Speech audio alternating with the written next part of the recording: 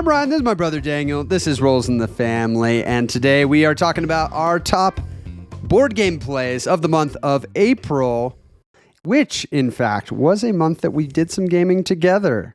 We did. It is like the minority of months, I guess. Like, there's fewer months that we There's gamed only a together. couple joy-filled months of my entire year. And this was so one of much them. joy was had.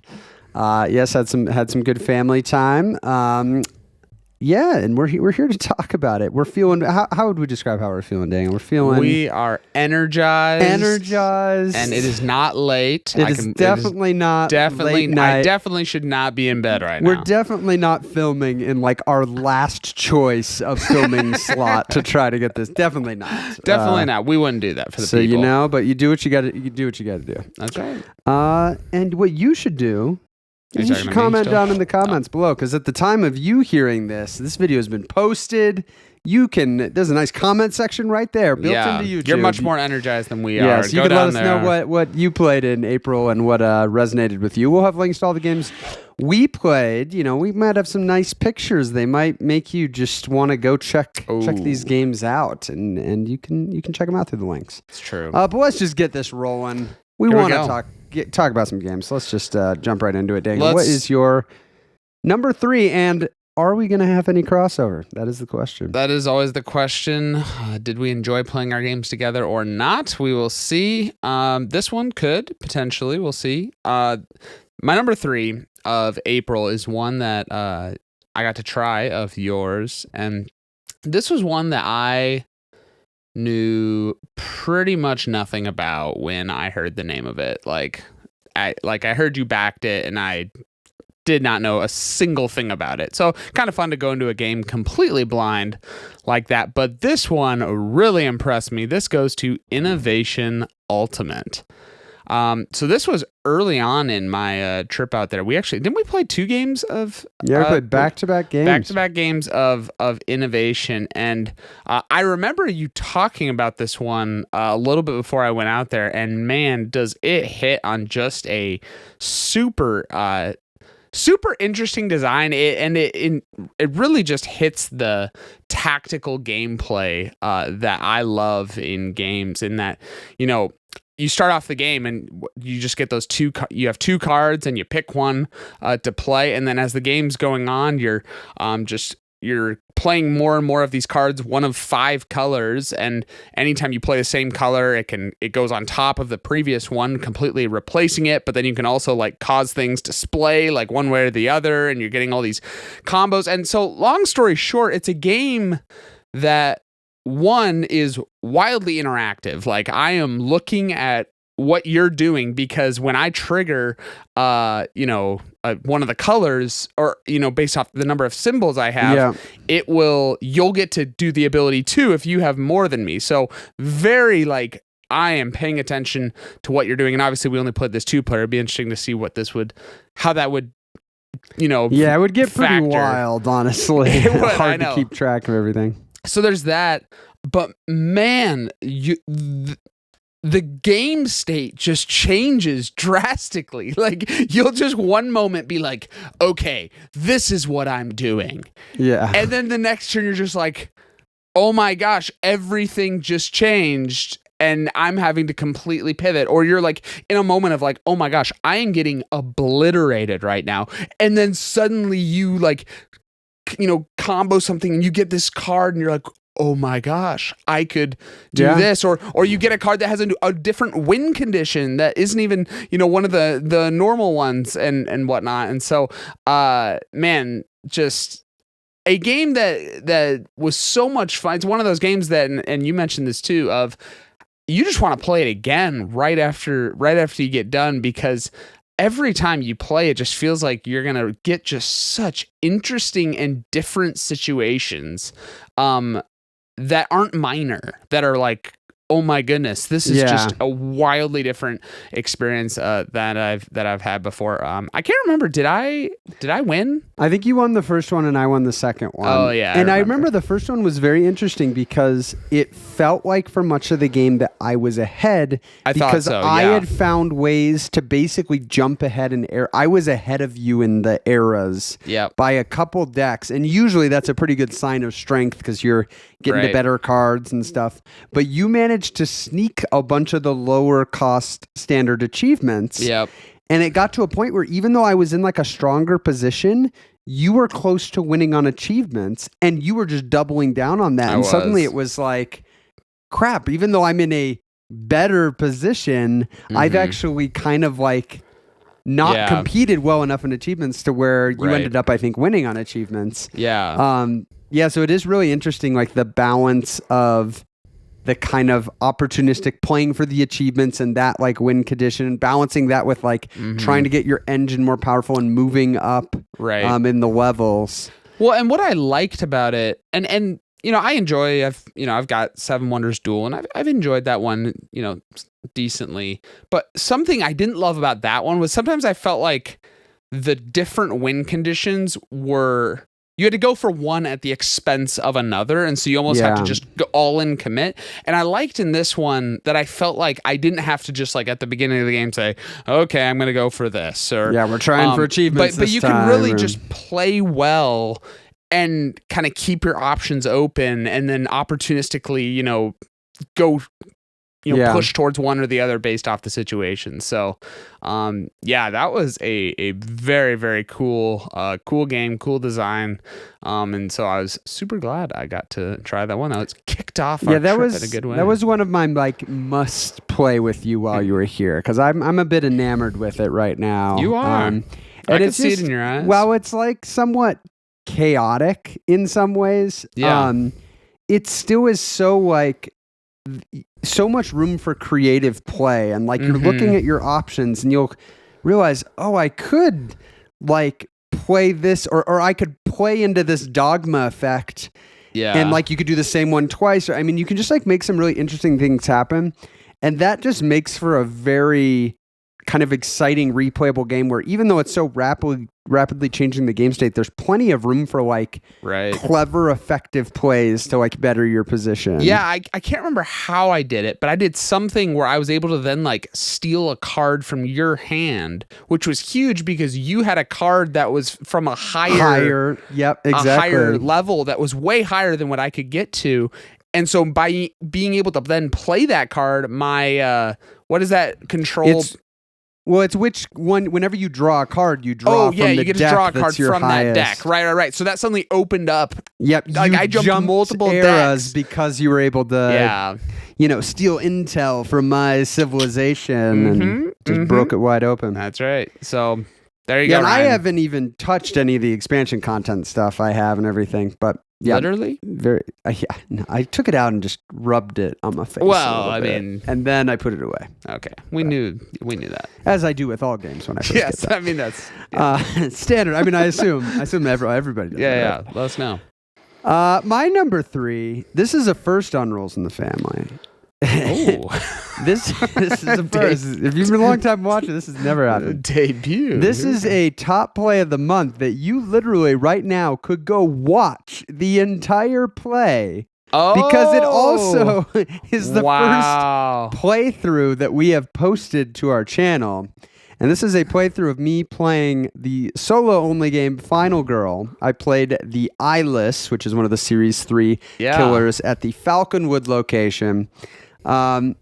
And let me tell you, we hadn't done this like playthrough thing before, and so I'm like trying to figure out the tech for it, and like getting the angles, and just like sitting down and like, okay, am I gonna get something usable out of this? And then I'm doing it with a game like Final Girl, which is so broad in the types of experiences you can get. So it's like, okay, I could get all the tech stuff right, and then get like a very kind of meh game of Final Girl.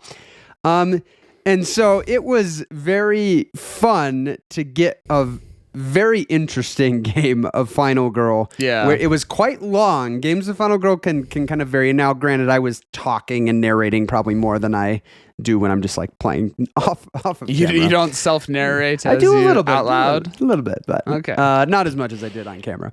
But this was a very interesting play of. So Falconwood is an interesting location because you basically draw a random mission to do with it, and it has like 4 different ones. There's kind of like just these wildly different versions of the map. And in this particular game, I had the missing friend mission where my friend has gone missing. I need to basically collect clues to pinpoint where my friend is and then go and rescue my friend. So I'm having to like kind of collect these clues around the map. And I'm playing the Eyeless, which was this of the series 3 killers, kind of the simplest one. It basically just has this noise mechanic that every card you play raises the noise meter, and then a lot of cards in the Eyeless deck will say like, if noise is at this amount, do this much worse thing. So you're kind of playing with like, how much do I go up on it, which I have to say I'm liking. The Eyeless is kind of hard in my experiences playing it so far, but I like that it's very simple, but gets you to play the game in a little different way because it's per card. So suddenly leaning into more expensive cards makes sense because it's like, I'd rather play a stronger single card than a bunch of little ones. Right. So I like that kind of dynamic change. But man, and like I said, you can go literally watch this playthrough, but the way it unfolded of just like me trying to get these clues and then like the Eyeless getting like powers, and it got to a point where it was like, how the heck am I going to get all his health down? Because he got like one of his minor powers that adds health, and it made it that like my first damage every turn didn't do anything. Like I had to like get through his thick skin, and I'm just like, how am I going to do this? But I was able to make a play for a shotgun, and the conspiracy theorist show up at one point that gave me some nice like kind of ways that I could use his little effect. It was very funny because it came down to this like showdown at the swimming pool. And in the video, I kind of get excited. I'm like, oh, I could use my shotgun. I should just go for the kill. And I completely forget that I can't kill him until I finish the mission of rescuing my best friend. Yeah, you full on like ended the game. I full on close. Yeah, I thought I won. I like was closing the video. It's a great then I video. turn off the camera and realize, oh my gosh, I couldn't kill him yet. And I'm glad I realized it. You guys got to go watch Ryan's reaction Yes, at you the can- end you can at see my least. reaction It's to that. really good. So then I come back on and I finish out the rest of it, and it has a strong finish. I almost don't want to spoil it since you I can know. go watch it, but very kind of like the narrative part. And that's something I love about Final Girl is I love the gameplay part of it. Like very interesting. While there's so much wild luck, I mean, similar to what we were talking about with innovation, as long as like the decisions are interesting within that. But then kind of like a game like Eldritch Horror, some of these where like the theme makes it so fun, like you're a little more tolerant of some of that randomness because it's so kind of thematic what's happening. But we love that feeling of, oh, all hope is lost, but then wait a second. Like this made a way that we could make this happen. And I get that a lot in that game. So it was a very enjoyable playthrough. It was fun to have it, immortalized in video. I'm sure I got like somebody's going to tell me the other rules I got wrong that are the reasons I shouldn't have won the game. Spam his video. But at least I all the didn't rules and completely mistakes. botch it and post it having not even found my best friend. So yeah, I've had a lot of fun playing through the Series 3 stuff. I'm planning on making a video on some of that stuff here soon. But yeah, it happened to be the playthrough that I got on camera was probably my favorite Final Girl playthrough I had this month. Very nice, Ryan. Very nice. Sorry, I was just checking some details for my next play of the month. It's Which good. Be prepared. Which you transition? Yeah, because I don't prepare beforehand. I tell you that. Ryan, you transitioned me quite well to another game that I was so overjoyed to get a play of this. Now I'm having to jog the memory because it's about as far back as I can go to have it still count for the month. But I had not gotten a play of this game in so long, and it just was hurting my heart because it's an absolute classic. I got to play of Eldritch Horror. Very And nice. man, was it a joy to bring it out again. It was a group of, it was 4 of us. The other 3 had never played it before. So it's always, I don't know, it's always fun to just introduce this game that I love so much. And you're like crossing your fingers, like, please good game of this, please. I know. I was a little nervous, but we really did have a great game of it. We were playing against the Syzygy.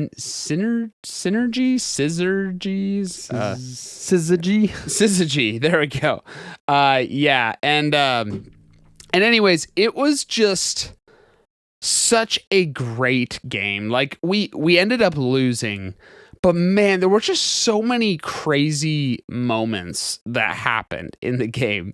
Like, so we're going along, and one of my buddies, one of the tensions you can face in the game is when you get you can either be forced to take a Dark Pact, which for those of you who don't know, Dark Pact will make you have to roll a die, and if you roll 1, you have to flip it, and it's horrible. It's like the worst thing. And it's like you have to roll it every time. Every time there's yeah. So getting 1 is typically terrible because you're probably gonna at some point in the game roll 1, and usually it involves killing you or someone else.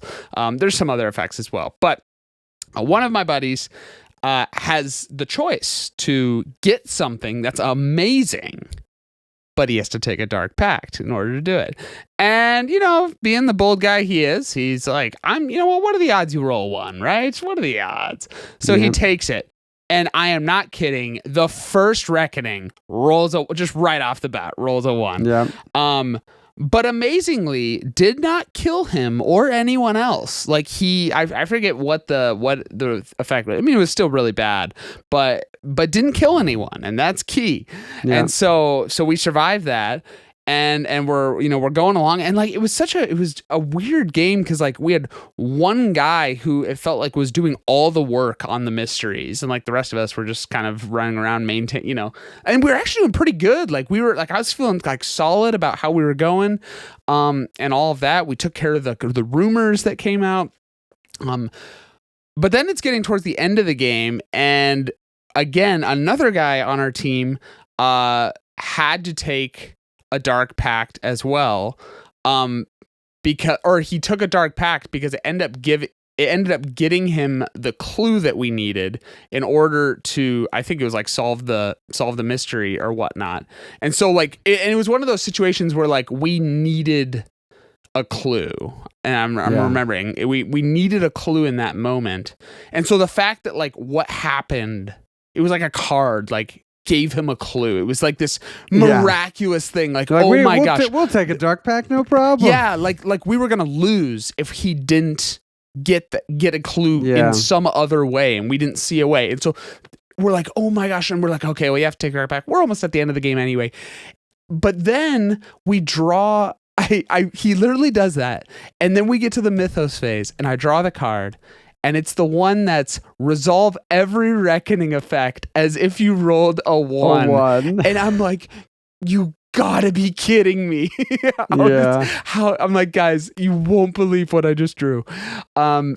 And yet, amazingly, we flip his Dark Pact, and it doesn't kill anyone either, which was critical because we were at 1 on the Mythos, so we would have died. Which is one nice thing about getting more of the expansions is the variety of Dark Pact effects. Like every expansion adds a few more Dark Pacts, and so it's like there really are a lot of different ones now. Yeah, they're all bad, but we fortunately survived. So then we still had hope, except we now have like multiple of us have died, so we've got some dead bodies around that we're trying to get to interact, to retreat the Doom. And so literally we have to get to this person in order to interact with them to retreat the Doom, or we're going to lose.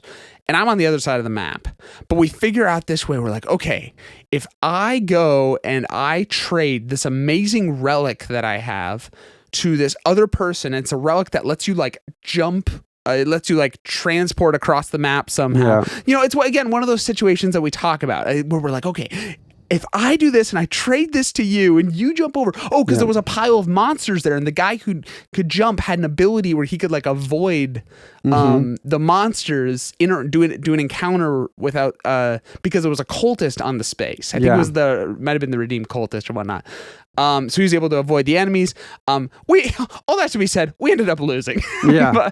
but man, it was just so much fun because it was like so many moments in the game of exhilaration of I cannot believe we survived that and just the theme and all of that. So it was honestly one of the best like losses of Eldritch Horror of like you lost, but you just felt like, man, that was which almost is like a better first play with a group because it kind of whets. It does. Like the desire to play again is probably high when it's like, oh, next time we'll get it. Oh, for sure, for sure. So it was great to get that one to the table. That's for sure. Yeah, I think that thing you're talking about of like the figuring out. Oh, if I do this and then you do this, you'll have the ability to you string together this thing. I think it gets out a design decision in Eldritch that I haven't seen in a lot of other games that I think was a really smart change, kind of from the Arkham Horror or whatever, where the lead investigator token at the beginning of any round, you could just pick who has it. It's not like most games, it's like it rotates or it stays or whatever.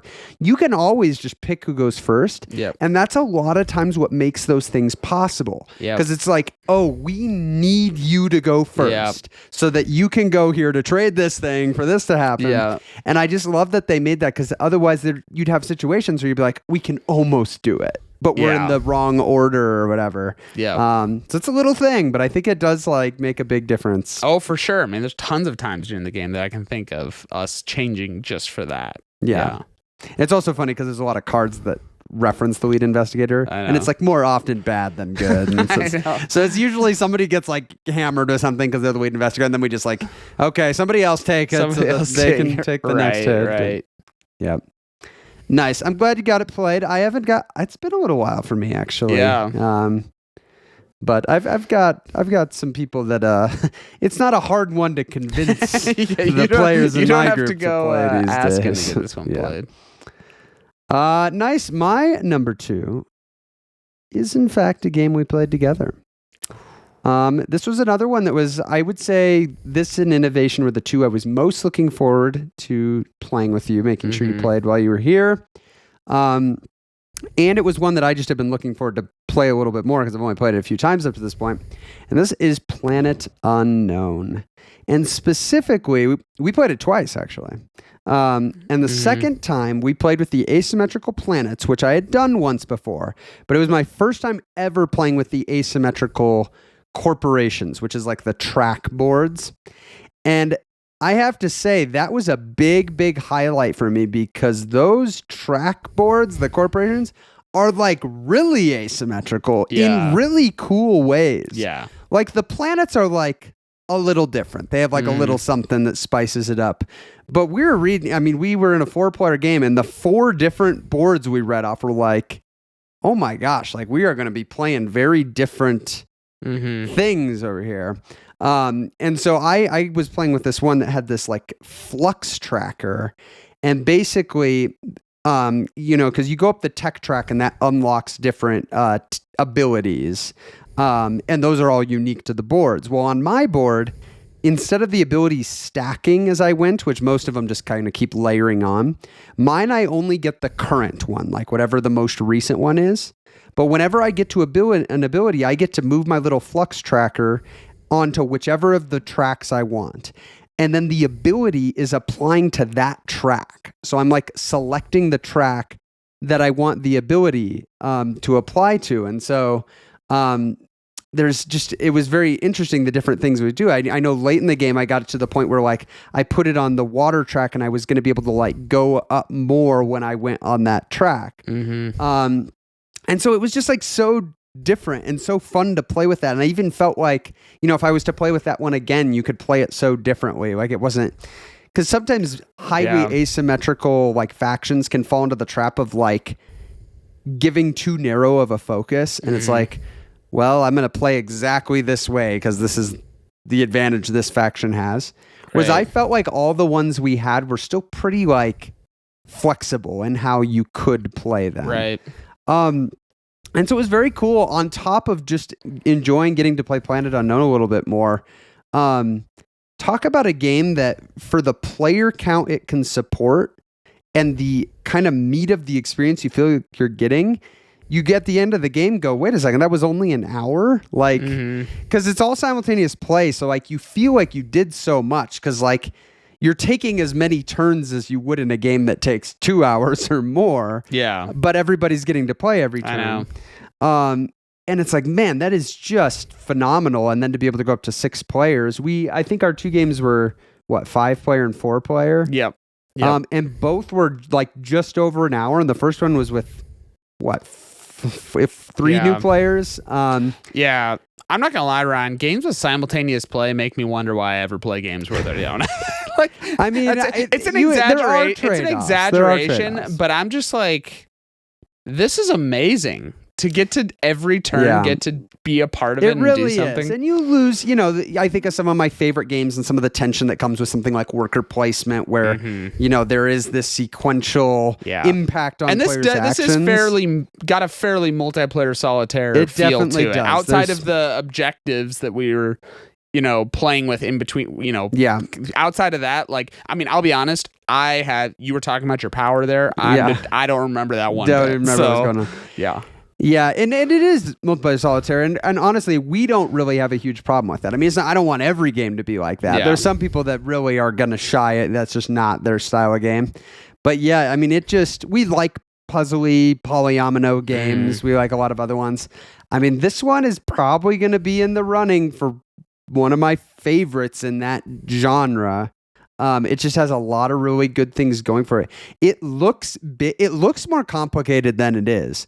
I mean, I should mention that in our first 5-player game, it was us and our older brother, and then our 8-year-old nephew and my 4-year-old, almost 5-year-old son. He's a genius. Who I had to help him, and a little bit. He was doing great. I mean, he could play it. And he, played this, and so.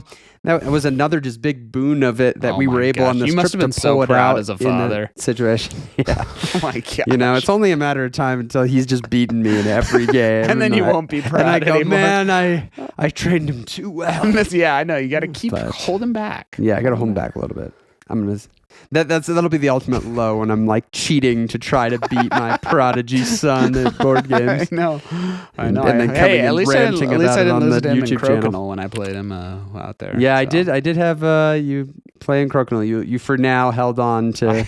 At least I don't know if we had done best of 3 or something. I don't know. He was good. He impressed me. So, but well, Ryan, I might as well just keep glowing on. I was going to be kind of surprised actually if I didn't. Well, Ryan sat at the table as when I love a board game a ton, I'm quite expressive, and everyone at the table knows. What's funny is how early in the game Daniel will make like some really definitive comment about how much where it's like turn 2.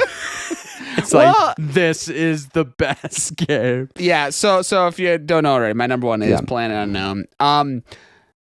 This is the best game. No,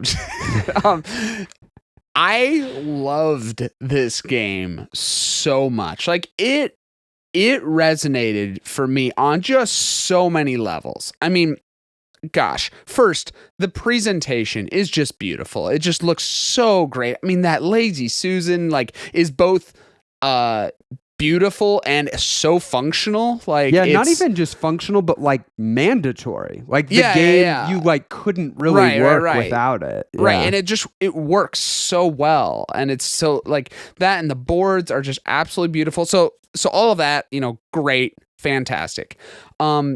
Then you got I love the tight polyomino play. I mean, it really feels like you are trying to just optimize how you're putting shapes together. And I don't like when a polyomino game feels too open-ended because I like those crunchy decisions. And I even had my specialty board had a huge rift down the middle that I couldn't play pieces on one side, couldn't play across it and whatnot. And so that just even made it, more tight. Talk about the variability. I mean, oh my gosh, these ability. I mean, the game's fun already on its own, but then you add in these crazy powers.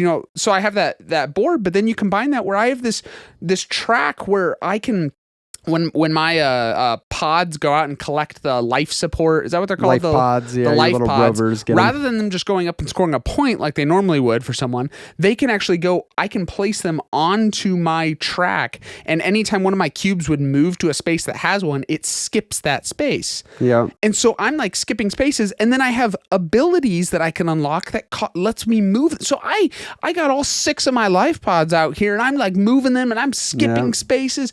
It was a blast. Like, that's so much fun. The simultaneous play, it's one of my favorite mechanics in board games, because it just, you are, like you said, in an hour board game, I feel like I made so many meaningful decisions, and so it's just so satisfying. This one hit just across. I just wanted to keep playing it again. Yeah. I played it twice, and I'm glad we got to play it twice, honestly. It was so much fun. It is one that I added to my list of must own. Like, that's how much it really hit for me. It makes, anytime a game moves up to that, I'm always then thinking, okay, what will it, is it going to like kind of replace a game? It's got me kind of second guessing, like World Wonders. Is that good? Cause I mean, I like World Wonders. It pales in comparison to Planet Unknown with my experience with it. So it'll be interesting to see how that plays out, but wow, Ryan, that was a blast of a game. It hits that window. I mean, that's a hard time length we find oftentimes to like hit really well. That kind of like hour, I mean, if you have people who know what they're doing, you could play this in 45 minutes. I mean, you could. And it's so, definitely, not going to go longer than 90 minutes. I mean, unless you just really got slow players, but and not only that, but it goes to that 6-player count, and that's hard player count to hit, and it does it well. Like, you could play a 6-player game, and it would go really well because it doesn't have the problem of getting space. bogged down. Because of turns. So, wow, yeah, I had already like heard you talk about this one and kind of looked into it and thought it would be one I would like. Yeah, but man, playing it was just so much fun. So. That is my number one of April. It was a joy. This is the problem about visiting Ryan. I just come back with all these games that I have to go buy. There's worse problems to have. I suppose there is. Yes. It rolls in the family. We give recommendations externally and also internally. It's very true. Don't worry, Ryan. I clicked the affiliate link. Yeah. It's weird. Our affiliate, we violated the contract with the affiliate. Did I just violate the Amazon policy? Gosh, Daniel, you ruined our $3 a month income from Amazon affiliates. I know. How are we gonna survive? How are we gonna survive? I don't know how the lights are still on here, Rolls in the family. That's besides the point. Let's jump to my number one. I had to make this my number one because I don't know remember. What it is. I can't remember an example quite like this of a game that kind of defined and dominated a whole month for me. Oh, I got this game right at the beginning of the month. Yeah, and I think in the month of April logged 65 plays of it. You can only pick one play, Ryan. Yeah, I'm cheating a little bit. And this better not be Agricola. I don't know that I have it. Yeah, I played 65 games of... No, this is Tumbling Dice. And this is a funny one because I have known about Tumbling Dice since... like the first year I got into the hobby in 2008, 2009, because it came out, I think in like 2004 originally, and Tom Vassell on the Dice Tower had talked about, like I'd heard about it, and it was always like, oh, that could be a fun game or whatever. Kind of fell off my radar, and there kind of wasn't a new edition of it.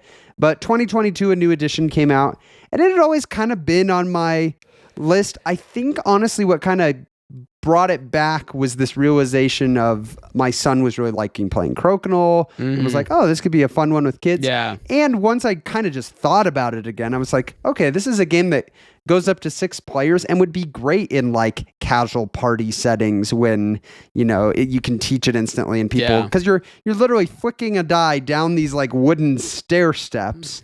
And the result of your die is whatever it rolled times the multiplier of which one you win. The further you go down, the higher the multiplier. But then other people can flick their dice and try to knock your dice off. And so once everybody's done all their dice, you score it all and you play 4 rounds. So, I mean, you can have everybody up and playing almost instantly in this game. Oh, man. I still underestimated how much of a home run this was going to be. Like, I had this just knock it out of the park in like 6 different social situations. Yeah. I mean, we played it with our family. I mean, this is now my dad's it's our top dad's 3 favorite games of all it's time. his favorite game already. My son loves it. I mean, we had 6-player games that just the way it has like everything you would want from kind of like a party dexterity game. Yeah. Where it's got plenty of room for like kind of exciting moments and amazing shots, which a dexterity game's got to have, you know, and the way people get knocked off.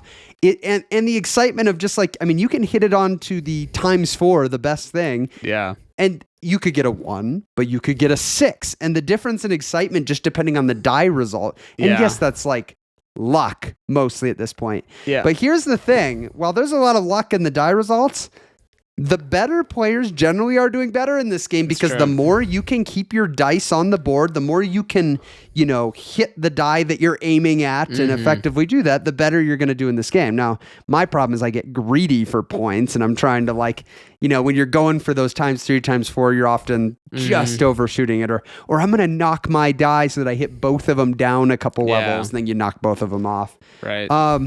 But yeah, I mean, it was the month of Tumbling Dice. I kid you not. I mean, we're out of April now. I am a mere hour separated from just being at a family gathering where we were playing Tumbling Dice. And the fact that we can have this amazing time with everybody from my parents down to, we had 3-year-old. I think I mean, your daughter was playing it a little bit, She's 2.5. You know, she hasn't played a whole lot of games. She's 2.5. I mean, how many games can do that and like have everybody laughing and having fun? I mean, laughing most of the time. We had a few, just a few kid blow ups during the that may or may not have been related to Tumbling Dice. But yeah, I mean, now being on this side of it, I'm like, this is an absolute must own in my collection. I'm going to have to tone it back a little bit so I don't get like sick of it, but I haven't gotten tired of it. I mean, I'm at like 70 plays in a very concentrated amount of time. But it's just fun. I mean, I like dexterity games. It's fun to kind of see like the high scores you can get. And like when it's close going into a final round, we kind of house ruled that if you tie after the 4 rounds, those 2 players have to go into a sudden death round with just them. And it's just like so fun, the tension of it and who's going to get it. So yeah, I mean, it has been an absolute home run purchase that kind of, I wasn't anticipating being quite bad. I was like, oh, this will probably be a nice one. Yeah. You know, I could see this going over well with, you know, we played it with my wife's family and pulled it up. I mean, it's just, I can't really say enough good things about it. It's a good high quality wooden thing. And, so you played it a little bit. You didn't play it a whole lot. No, I played it several times and I agree with you. I mean, that game is a blast. That is, oh gosh, now you're just reminding me. That's another one I want to get after. Dang, those budget's hurting a little bit. My budget is hurting. Yeah, you've sold some games recently. Right? Yeah, that's right. I think this game. I mean, it works so well as this party group game. Partially, I was even thinking because, like, you know, you could have a bad, let's say on your first die, you have a bad flick and it just sits, you know, everyone has that moment where you like, your finger just like falters and the die goes like an inch and you're sitting on a ×0. So you're getting 0 points. But what makes this game so interesting is that you're invested on every person's turn because they might hit your die and cause it to roll. And suddenly you had a 3 on a ×0 and it gets hit and you've got a 5 on a ×4 and it's like, you know, just those drastic. I mean, there's so many times where a flick happens and it just changes it's like, oh my gosh, like that helped me a ton, or oh my gosh, how you know, that dang it, that hit me off or whatnot. And so I think the way I just noticed, like, even as we were playing, was it a 6-player game that we were playing? And everyone's so invested in what's happening. And I really think it also, like you mentioned, strikes just a nice balance between the better players are oftentimes going to win with, just the better you are at flicking the dice well. But it's got enough luck to make it so that people who aren't as good can have a shot and can have, this isn't like playing Ryan and Crokinole where like you're just gonna wipe the floor, net scoring, you never get any points. But like, so I think it balances that really well for the type of game that it is, and is one that's like, man, what situation or like what person would you not feel comfortable bringing this out?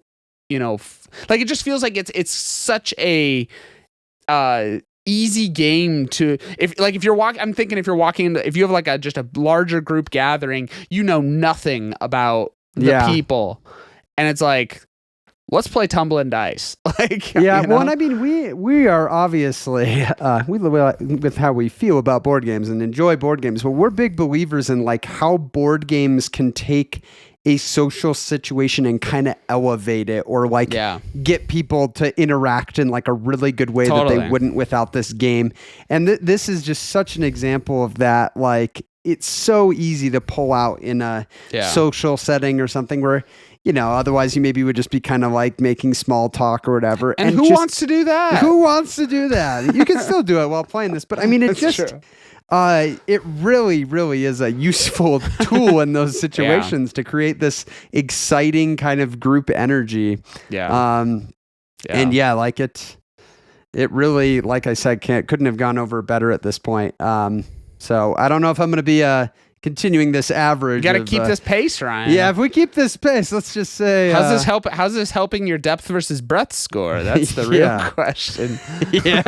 Go check out that video. We'll link that above. Plug it through that equation and see what's going on. But yeah, I could not give my top play to anything else with how just like dominant Tumbling Dice was in my overall plays. Hey, I bet that right now you are just wanting to play some Tumbling Dice. I don't know how you could have watched that segment and didn't come away wanting to flick some dice down some steps. If that's you, go check it out in the description below, or maybe one of the other games caught your attention. Lots of fun ones talked about in this edition, and we will see you in the next one.